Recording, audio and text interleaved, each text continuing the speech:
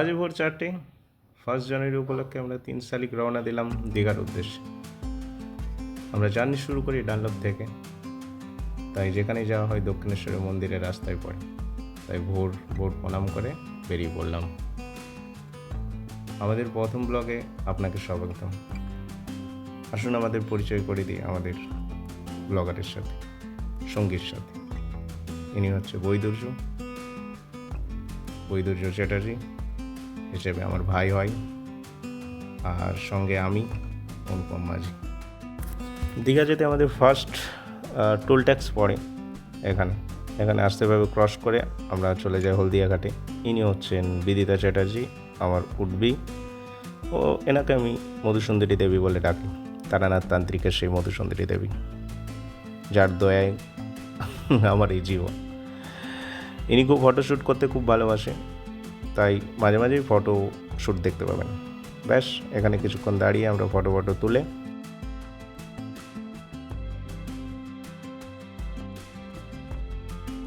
চা খেয়ে আমরা রওনা দিলাম দীঘার উদ্দেশ্যে। প্রায় যখন ভোর দীঘা এখান থেকে প্রায় 70 কিলোমিটার দূর, তখন প্রাকৃতিক সৌন্দর্য খুবই সুন্দর হয়ে ওঠে। বাইরে কুয়াশা পড়ে এবং সত্যিই খুব ভালো লাগে।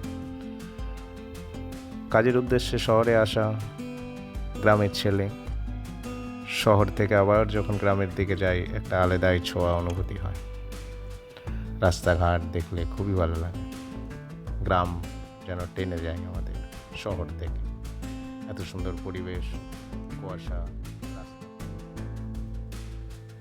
আমি কোনো ইউটিউব চ্যানেলে দেখেছিলাম যে দীঘার রাস্তায় যেতে হলে অনেক পুলিশ হয়তো দাঁড়িয়ে থাকে, তারা স্পিড চেক করে, তাই 50-এর নিচে চালাতে। তাই মোটামুটি 50-60 ধরেই আমি চালাচ্ছিলাম। আর সত্যি একটা জার্নি মানে বাইক রাইডিং মানে স্পিডে চালানো নয়। বাইক রাইডিং মানে আস্তে চলো, উপভোগ করো প্রকৃতিকে, যেটা 4 চাকার মধ্যেও হয়তো পাওয়া যায় না। তাই আমরা আস্তে আস্তে যেতে থাকি পরিবেশকে উপভোগ করতে করতে, কারণ আমরা ঘুরতে এসেছি, ওটা রেস করতে না। তাই আমরা দুই ভাই আস্তে আস্তে যাই দীঘার উদ্দেশ্যে।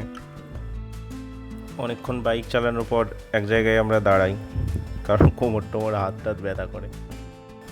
এবং ব্লুটুথে স্পিকার থাকার জন্যে একটা গান বাজে, ভোজপুরি সং। সেই জন্যে ভাই বোন শরীরের ক্লান্তি দূর করার জন্য একটু ড্যান্সও করে নেই, এখানে আনন্দ ফুর্তি করে নেই। তারপরে আমরা সোজা চলে আসি দীঘার সেই ঐতিহ্যবাহী গেট, হেরিটেজ বিল্ডিং। এখানে ম্যাক্সিমাম যতজন ঘুরতে আসে দীঘা, এখানে ফটো নিশ্চয়ই থাকবে। আমরা বাসে আসার দরুন কখনো তুলতে পারিনি, তাই আমাদের বাইকে রাইডিংয়ের ফার্স্ট। আমরা সকাল 8:30টার মধ্যে ঢুকে যাই, কিন্তু আমাদের হোটেলের যে বুকিং সেটা মোটামুটি 10টা 10:30টার পর, তাই আমাদেরকে কোনো এক জায়গায় স্টে করতে হবে। তাই আমরা সোজা চলে আসি মোহনায়।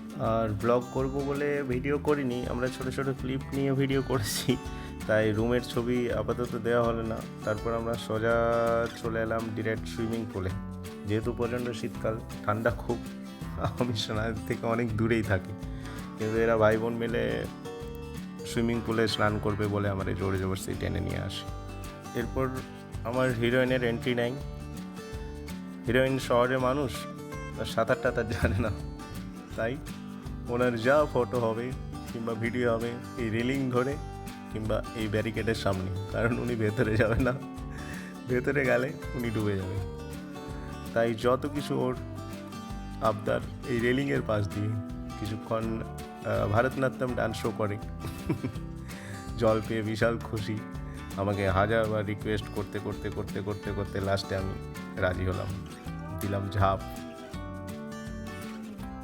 ঝাঁপ দিয়ে দেখলাম, ওরে ভাই কি ঠান্ডা, মানে ঠান্ডা, ব্যাপক ঠান্ডা। তাই দুই ভাই মিলে একদম শরীর গরম করার জন্য একটু নাচ পর্যন্ত করে নিলাম, যাতে শরীর হিট হয়ে যায়। আমি একটু বেশি উত্তেজিত হয়ে গেছিলাম। তারপরে একটা ছোটোখাটো প্রতিযোগিতা হয়ে যায় যে কেউ কতক্ষণ জলে ডুবে থাকতে পারে, কিন্তু আমি সেখানে জিতলাম। অনেক দিনের আশা ছিল যে ভাইকে কোলে নেব, মানে বুবুলকে কোলে নেব, কিন্তু সে তো স্বপ্ন পূরণ হয়নি, কারণ পুরো ওয়েট বেশি। তাই দেখলাম জলে আমি ওরে কলে নিতে পারছি, তাই ওকে অনেকবার করে কলে নিয়ে নিলাম। তারপরে আমরা সোজা চলে এলাম রেস্টুরেন্টে এসে অর্ডার করলাম। অর্ডার করে অনেকক্ষণ অপেক্ষা করে, মোটামুটি 20-30 মিনিট। ততক্ষণকে সেই ম্যাডাম আপনার ফটো তুলতে হবে, কিছু ফটো তুললাম। অবশেষে আমাদের খাবার এলো।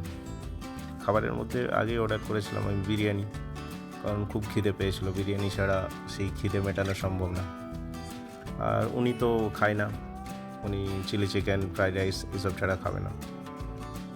যেহেতু আমাদের একদিনের ট্যুর, তাই রেস্ট নেওয়া যাবে না, চলে এলাম ডিরেক্ট ঢেউসাগরে। একটু পরিবেশটা খুব সুন্দর, একটু উঁচু জায়গার মধ্যে আমরা বসলাম, বসে একটু সমুদ্রকে দেখতে দেখতে সময় পার করার চেষ্টা করলাম। পাশেই দেখলাম স্টান্টের একটা জায়গা, সেখানে মোটামুটি 10 মিনিট কোনো কাস্টমার পাওয়া যাচ্ছে না, তারপরে একজন পাচ্ছে, কিন্তু দেখার জন্য প্রচুর লোকের ভিড়। অবাক বিষয়, খুব একটা হাসি মজাকের জায়গা, যে কী হচ্ছে, কেউ হয়তো জোরে চিৎকার করছে, কোনো কাস্টমার হয়তো, সেটা একটা উপভোগ করলাম আমরা, খুব সুন্দর।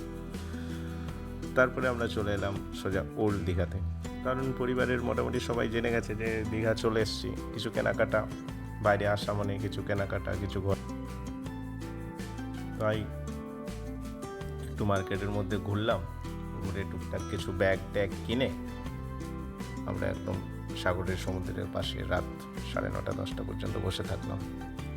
হঠাৎ করে সমুদ্রের মধ্যে দেখতে থাকি, ওপরে একটা মেঘের মতো গোল জায়গা, যেন একটা গোল একদম পুরো সার্কেল, সেটা যেন মেঘের মতো সরে সরে যাচ্ছে। সেটা আমরা ভিডিওতে ক্যাপচার করার চেষ্টা করেছি, পুরোপুরি গোল।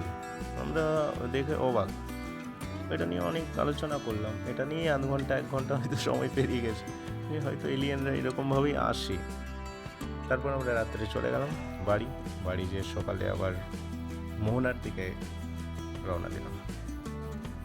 তারপরে সকালে আমরা মোহনার দিকে রওনা দিলাম, কারণ ডোনার মায়ের আবদার ছিল যে আমার কোনো কিছু জিনিস লাগবে না, আমার জন্য শুটকি মাছ নিয়ে আসতে হবে। তাই একমাত্র ওখানেই শুটকি মাছ পাওয়া যায়। শুটকি মাছের আগে একটু দেখলাম যে সমুদ্রের বিচের মধ্যে আমাদের ফটো তোলা হয়নি, তাই কিছুক্ষণ দাঁড়িয়ে একটু আনন্দ ফুর্তি করে নিলাম, ব্রেকফাস্ট করে নিলাম, একটু ফটো তুলে নিলাম স্মৃতি হিসেবে, কারণ এগুলোই থেকে যায়, মানুষ ঘুরতে যায় ফটো তুলে স্মৃতি হিসেবে রাখার জন্য। আর